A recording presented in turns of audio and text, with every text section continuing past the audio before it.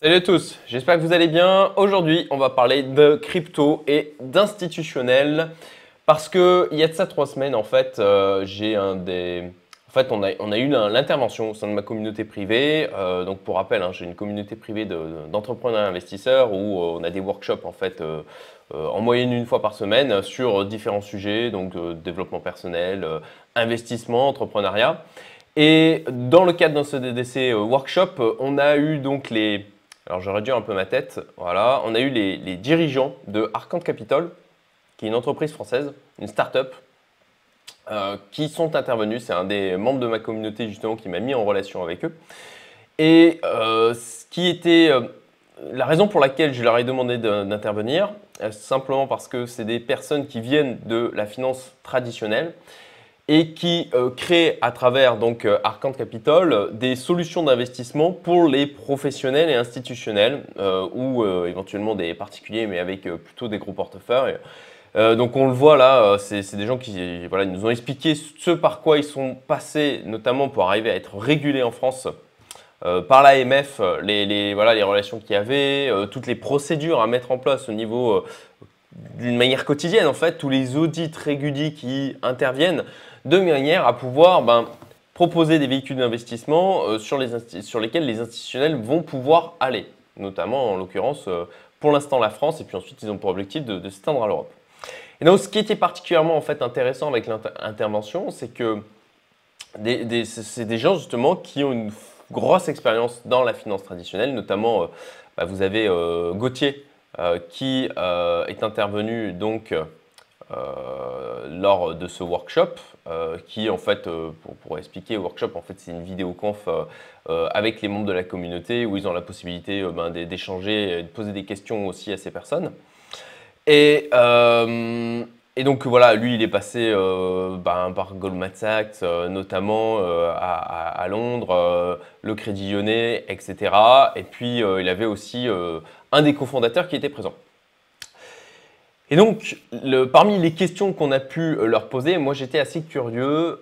On entend beaucoup de choses au niveau de la cryptosphère en disant « Ah, les institutionnels, ça y est, ils sont rentrés, ils sont là ». Et moi, je voulais avoir une vision un peu plus précise d'à quel point les institutionnels sont présents, en fait. Quel est le niveau en fait, d'entrée de ces institutionnels, notamment en France, en Europe, dans la cryptosphère, et puis d'avoir aussi leur retour sur, parce qu'on peut entendre sur le côté manipulation du marché, là ça monte, c'est parce que c'est manipulé, là ça baisse, c'est manipulé aussi, voilà. Et donc pour résumer, alors il y a eu un échange qui a duré quand même 2 heures, mais pour résumer sur cette partie-là bien spécifique, bien sûr je ne peux pas vous parler de tout ce qui a été dit.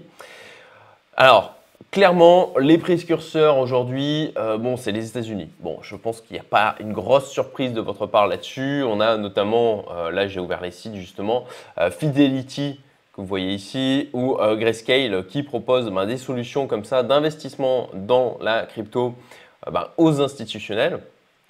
Et puis ensuite, d'une manière plus proche de nous, plus proche de vous, puisque moi je suis à Maurice, mais pour les gens qui sont en France, plus proches, ou pour Arcand Capital, on va avoir en termes d'infrastructures, de solutions d'infrastructures proposées aux institutionnels qui sont vraiment avancées. On a plutôt Londres qui est avancé là-dessus ou la Suisse. Voilà.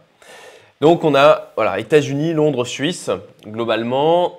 Et eux sont vraiment précurseurs sur cet aspect-là. D'ailleurs, ils ont une levée de fonds qui est en cours, pour info. Le ticket d'entrée minimum, c'est 30K. Pour ma part, je vais justement étudier le dossier. Si jamais ça vous intéresse, contactez-moi. Alors, bien sûr, c'est en premier les membres de ma communauté privée qui sont servis. Si du coup, il reste la place, je vous enverrai aussi les informations. Et donc voilà, c'était le retour qu'il faisait en termes déjà d'infrastructures capables d'accueillir en fait les fonds, les capitaux de ces institutionnels. Et donc ça c'est une première chose. Et puis même au-delà donc de cette infrastructure qui reste encore au tout début, en fait, même si du côté des States, ils sont précurseurs, en fait, ils expliquaient vraiment. Alors, bien sûr, hein, ils sont quand même biaisés, ils ont une start-up dans ce domaine, ils savent que parmi nous, il y a des investisseurs, donc ils ne vont pas dire que le marché n'est pas porteur ni quoi que ce soit.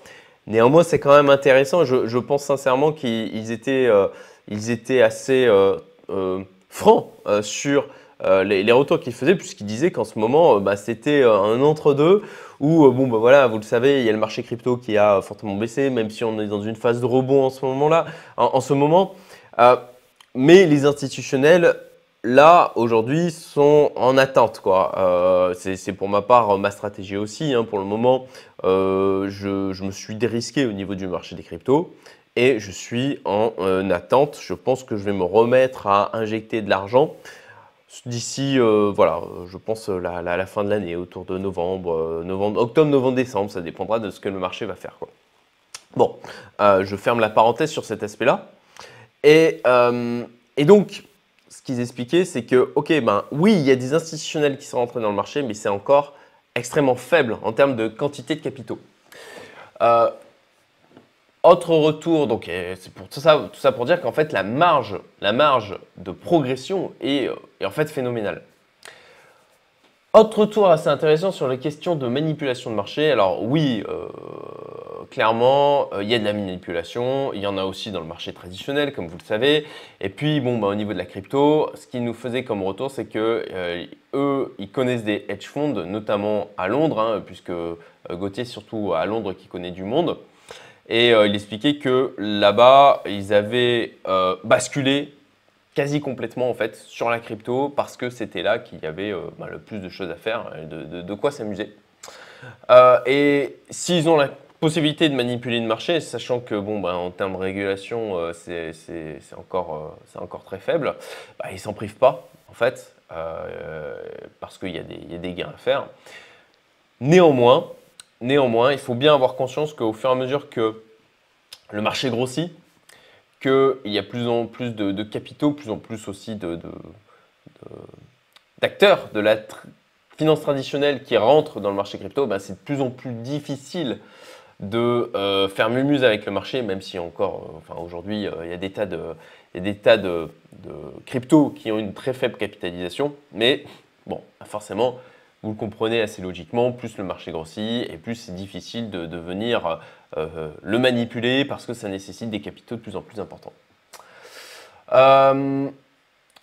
Voilà, écoutez, grosso modo, c'est ce que je voulais vous dire. Je dirais que le point essentiel, c'est que les institutionnels en France, en Europe, ils attendent vraiment des outils clés en main. Ils sont intéressés clairement par le sujet, hein, puisque bon, Arcante, ils ont quand même des gros acteurs qui les suivent actuellement. Ils sont en relation avec de très gros acteurs aussi. Ils nous expliquaient que ce qui était assez intéressant là, c'est qu'ils avaient la capacité d'être mis en relation avec des gens qui n'auraient jamais pu, auxquels ils n'auraient jamais pu accéder dans le monde de la finance traditionnelle parce que justement ils arrivent avec cette casquette crypto. Et ça veut dire qu'il y a donc un réel intérêt et une réelle recherche de solutions par rapport à ça. Et c'est assez positif en fait sur le marché crypto d'une manière générale et pour la suite en fait. Voilà, écoutez, j'espère que vous avez trouvé ce retour d'informations intéressant. Et puis, comme d'hab, si vous voulez d'autres vidéos dans ce genre, likez, partagez, abonnez-vous. Et puis, si vous avez vous-même des retours comme ça de gens qui sont dans la finance traditionnelle, qui sont potentiellement différents, n'hésitez pas à le mettre en commentaire. Je vous souhaite une excellente journée et je vous dis à très bientôt. Salut!